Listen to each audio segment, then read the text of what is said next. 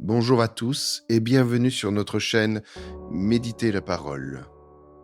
Le thème du jour est Comment devons-nous prier, partie 1.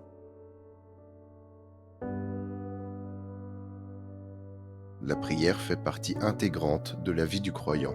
Mais savons-nous réellement prier? La prière est simplement le fait de demander.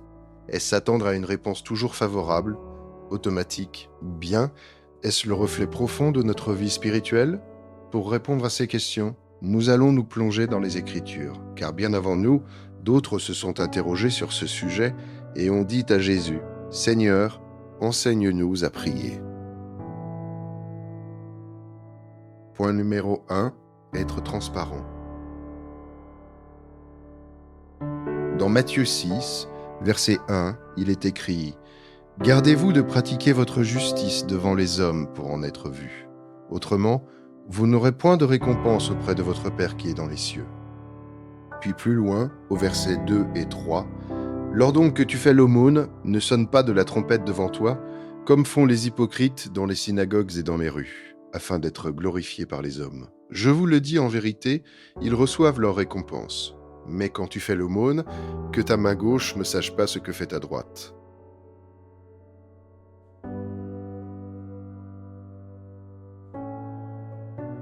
Toujours dans Matthieu chapitre 6, verset 5, il est dit que « Lorsque vous priez, ne soyez pas comme les hypocrites, qui aiment à prier debout dans les synagogues et au coin des rues, pour être vus des hommes. » Puis plus loin, au verset 7 et 8, « En priant, ne multipliez pas de vaines paroles, comme les païens, qui s'imaginent qu'à force de paroles, ils seront exaucés. Ne leur ressemblez pas, car votre Père sait de quoi vous avez besoin avant que vous le lui demandiez. » Vous pouvez retrouver encore quelques passages supplémentaires à méditer.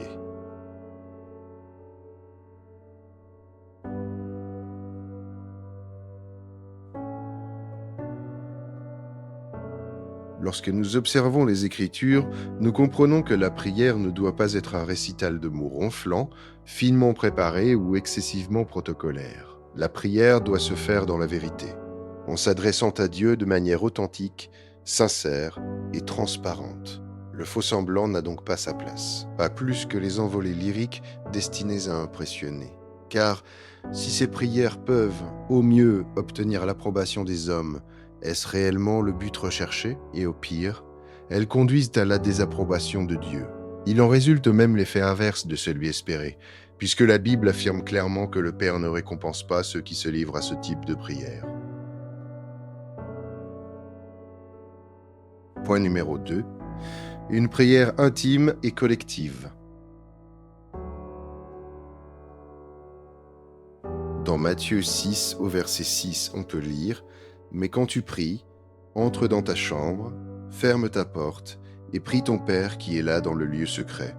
Et ton Père, qui voit dans le secret, te le rendra. » Plus loin, au verset 9, il est écrit « Voici donc comment vous devez prier, notre Père qui es aux cieux. » Et dans Actes 1, au verset 14, « Tous, d'un commun accord, persévéraient dans la prière, avec les femmes, et Marie, mère de Jésus, et avec les frères de Jésus. » Quelques passages supplémentaires sur ce point.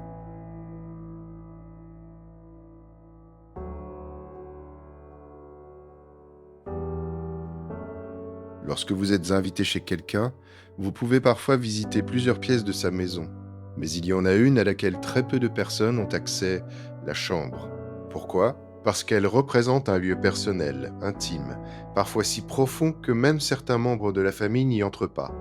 Et c'est précisément à cet endroit que Dieu souhaite que nous le prions. C'est dans ce lieu secret qu'il veut entendre tes peurs, tes doutes, tes combats, tes secrets.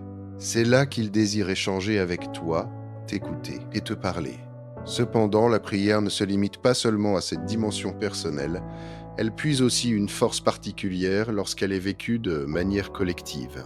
Jésus nous enseigne à dire « Notre Père ». Ce mot souligne clairement cette dimension communautaire.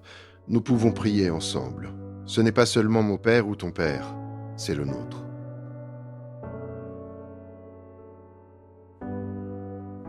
Point numéro 3. Une relation profonde. Genèse 18, verset 17. Alors l'Éternel dit, « Cacherai-je à Abraham ce que je vais faire ?» Dans Nombre 12, versets 6 à 8. Et il dit, « Écoutez bien mes paroles. Lorsqu'il y aura parmi vous un prophète, c'est dans une vision que moi, l'Éternel, je me révélerai à lui. C'est dans un songe que je lui parlerai. Il n'en est pas ainsi de mon serviteur Moïse. Il est fidèle dans toute ma maison. Je lui parle bouche à bouche, je me révèle à lui sans énigme. »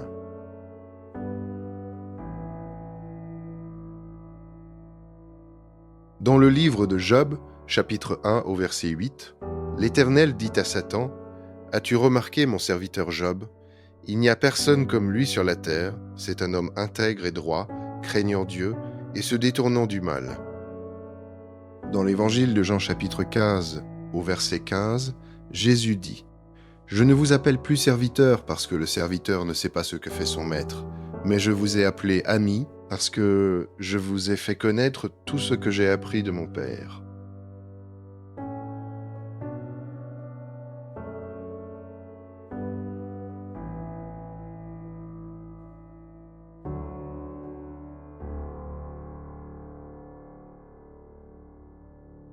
Comment parler d'authenticité et d'intimité sans parler de relation ? Dans l'expression « notre Père », il y a bien plus qu'un simple mot. Il y a une relation, il y a la protection, la direction, le soin. Mais il y a aussi la crainte respectueuse, l'autorité, les limites, la correction et le respect. Depuis la création, le Père a toujours cherché à entrer en relation avec l'homme, pour le guider, le protéger, lui apporter le bonheur, mais aussi pour l'avertir du danger. Et lorsqu'une relation devient réelle et profonde, nous ne faisons plus les choses simplement par devoir. Nous cherchons à agir de manière à ne pas attrister, décevoir ou blesser celui que nous aimons. Nous passons alors du cadre de l'obligation au cadre de l'amitié, de la fraternité, de l'union.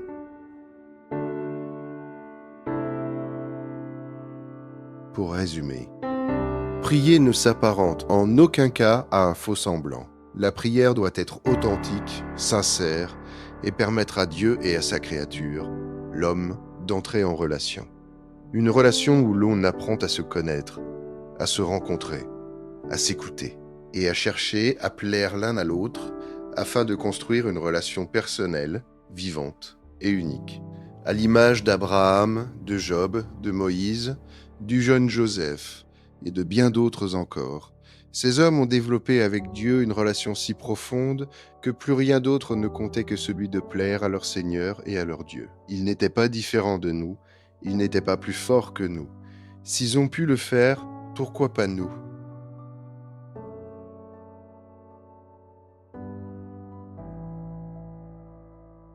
Si cette méditation t'a parlé, abonne-toi à la chaîne pour plus de contenu. Et surtout, j'aimerais savoir, selon toi, comment devrions-nous prier ? Laisse un commentaire juste ci-dessous. À très vite.